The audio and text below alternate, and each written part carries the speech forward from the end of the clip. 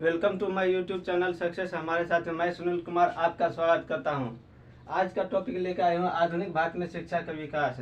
जो आधुनिक भारत में अंग्रेजों के समय में शिक्षा का विकास हुआ था उसके बारे में आज हम चर्चा करेंगे। उस पर मैंने कुछ क्वेश्चन लेकर आया हूँ जो आगामी बीपीएससी जो टीचर्स वाला एग्ज़ाम होने वाले हैं वो सभी एग्ज़ाम में जो इम्पोर्टेंट क्वेश्चन है वो मैंने आपके सामने रख रहा हूँ।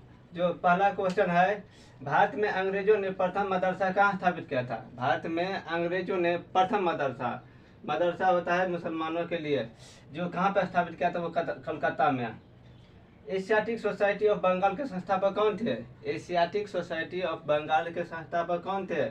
Sir William Jones, Wilkinson, Max Muller, James Prinsep कौन थे? इसमें थे सर विलियम जोन्स महोदय ने एशियाटिक सोसाइटी ऑफ बंगाल के संस्थापक थे, स्थापना किया था। वाराणसी में प्रथम संस्कृत महाविद्यालय की स्थापना किसने की थी? वाराणसी में प्रथम संस्कृत महाविद्यालय की स्थापना किसने की थी? तो जोनाथन डंकन महोदय ने किया था। निम्नलिखित में से किसे पेरिस की रॉयल एशियाटिक सोसाइटी की सदस्यता प्रदान की गई थी? किसे थी? जो पेरिस है, पेरिस की रॉयल एशियाटिक सोसाइटी की सदस्यता प्रदान की गई थी, वो थे माइकल मधुसूदन दत्त महोदय को प्रदान की गई थी।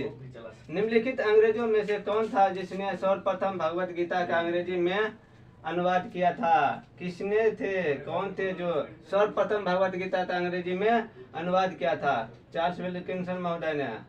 निम्नलिखित में से किसने कालिदास की प्रसिद्ध रचना शकुंतला की पहली बार अंग्रेजी में अनुवाद किया था? किसने?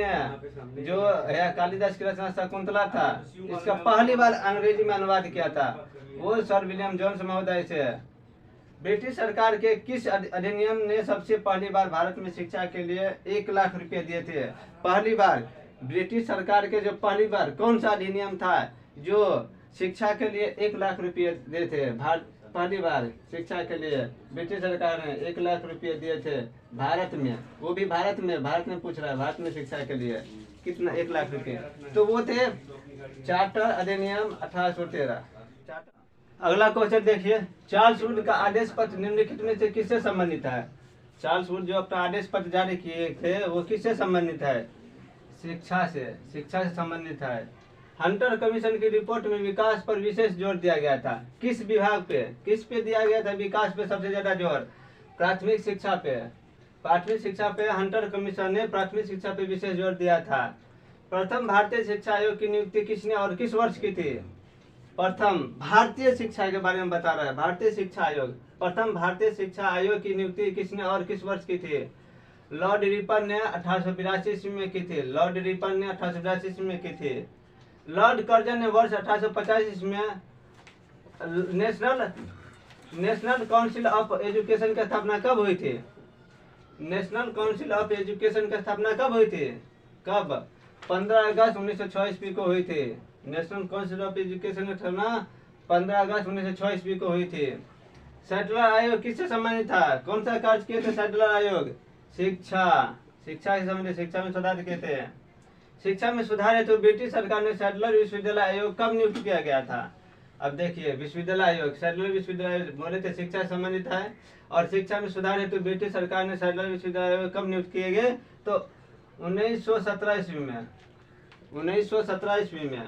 1902 ईस्वी में लॉर्ड कर्जन ने 2 भारतीय सदस्यों को सम्मिलित करते हुए एक विश्वविद्यालय आयोग गठित किया। कौन थे वो दोनों? जो 1900 में लॉर्ड कर्जन दे थे, वो भारतीय सदस्य को सम्मिलित किया विश्वविद्यालय में, 2 भारतीयों को सम्मिलित किया। वो एक विश्वविद्यालय करते हुए एक विश्वविद्यालय आयोग की गठित किया, एक आयोग गठित किया। वो कौन थे? सैयद हुसैन बिलग्रामी और न्यायमूर्ति गुरुदास बनर्जी। सैयद हुसैन बिलग्रामी और न्यायमूर्ति गुरुदास बनर्जी महोदय थे। लॉर्ड मैकाले संबंधित है। लॉर्ड मैकाले किससे संबंधित है? सेना के सुधार, सती प्रथा की समाप्ति, अंग्रेजी शिक्षा स्थायी बंदोबस्त। लॉर्ड मैकाले ने अंग्रेजी शिक्षा पर जोर दिया था। अंग्रेजी शिक्षा, लॉर्ड मैकाले संबंधित किससे है? अंग्रेजी शिक्षा से। भारत में औपनिवेशिक काम में अधोमुखी निस्यंदन सिद्धांत किस क्षेत्र से संबंधित था? किस क्षेत्र से? अधोमुखी निस्यंदन सिद्धांत किस क्षेत्र से संबंधित था? तो शिक्षा से।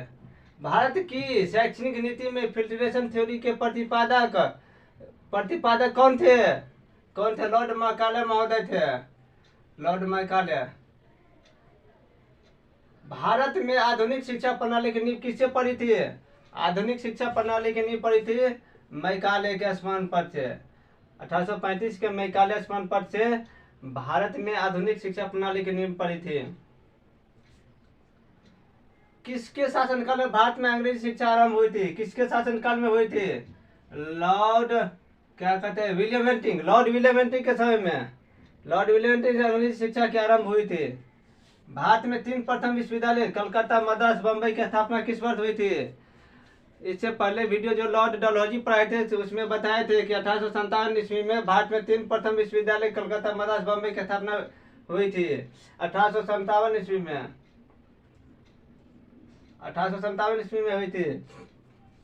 किसके सतत प्रयत्नों से बम्बई में प्रथम महिला विश्वविद्यालय की स्थापना हुई थी? किसके सतत प्रयत्नों से हुई थी? किसके सतत प्रयत्नों से हुई थी? बम्बई में प्रथम महिला विश्वविद्यालय था D.K. कर्वे महोदय। D.K. कर्वे महोदय, D.K. कर्वे महोदय के प्रयास से महिला विश्वविद्यालय बम्बई में स्थापना हुई थी। डेक्कन एजुकेशन सोसाइटी की स्थापना के संबंधित कौन है? किसने Deccan society association, Deccan education society की स्थापना की थी? किसने? बाल गंगाधर तिलक, बीजी तिलक ने। बीजी तिलक ने डेक्कन एजुकेशन सोसाइटी की स्थापना की थी। निम्नलिखित कॉलेजों में सर्वप्रथम किसकी स्थापना हुई थी? अब इसमें कॉलेज दिया हुआ है और किस किस कौन कौन से है, हम क्या किया है, सबको डेट दे दे रहे हैं। ये भी याद रखना है क्योंकि इसको मिलाने वाला में पूछ सकता है कि एक तरफ दे देगा कॉलेज, एक तरफ डेट दे देगा और मिलाने के लिए पूछेगा। तो हिंदू कॉलेज कलकत्ता की स्थापना सर्वप्रथम हुई थी, उसमें 1817 ईस्वी में। दिल्ली कॉलेज की स्थापना 1824 में। मेयो कॉलेज की स्थापना 1875 ईस्वी में और मुस्लिम एंग्लो ओरिएंटल कॉलेज की स्थापना 1875 ईस्वी में हुई थी। याद रखिएगा डेट सहित। Mohammedan Anglo oriental college Aligarh की स्थापना निम्नलिखित में से किस वर्ष हुई थी? मोहम्मडन एंग्लो ओरिएंटल, ओरिएंटल यहाँ पे बिंदु है, oriental, Mohammedan oriental college Aligarh की स्थापना निम्नलिखित में किस वर्ष हुई थी? तो 1875 ईस्वी में, 1875 ईस्वी में हुई थी। 1875। आगे कल चलते हैं। डेविड हेयर और अलेक्जेंडर डफ के साथ मिलकर निम्नलिखित में से किसने कलकत्ता में हिंदू कॉलेज की स्थापना की थी? किसने की थी? डेविड हेयर और अलेक्जेंडर डफ के साथ मिलकर। तो राजा राम मोहन राय, राजा राम मोहन राय ने। निम्नलिखित में से किसने भारतीय विश्वविद्यालयों में धार्मिक शिक्षा के लिए प्रबल रूप से वकालत की थी? किसने? मदन मोहन मालवीय महोदय ने। मदन मोहन मालवीय महोदय ने धार्मिक शिक्षा के लिए वकालत की थी कि धार्मिक में शिक्षा होनी चाहिए। बनारस हिंदू विश्वविद्यालय का शिलान्यास निम्न में से किसने किया था? किसने किया था बनारस हिंदू विश्वविद्यालय का शिलान्यास? लॉर्ड हार्डिंग ने किया था, लॉर्ड हार्डिंग ने 1916 ईस्वी में। निम्नलिखित में से किसे सर्वप्रथम केंद्रीय विश्वविद्यालय घोषित किया गया? किसे सर्वप्रथम केंद्रीय विश्वविद्यालय किसे घोषित किया गया था?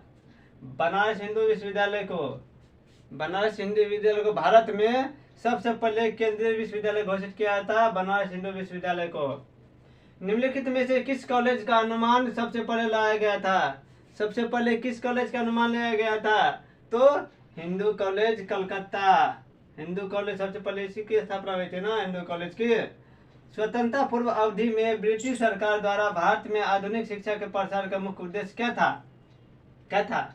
जो स्वतंत्रता से पूर्व, स्वतंत्रता से पहले अवधि में ब्रिटिश सरकार द्वारा भारत में आधुनिक शिक्षा का प्रसार क्या था? मतलब शिक्षा क्यों लाना चाहता था अंग्रेज यहाँ पे भारत में? क्यों शिक्षा का प्रसार करना था? क्यों प्राथमिक शिक्षा, महिला पर शिक्षा ध्यान दिया? क्यों?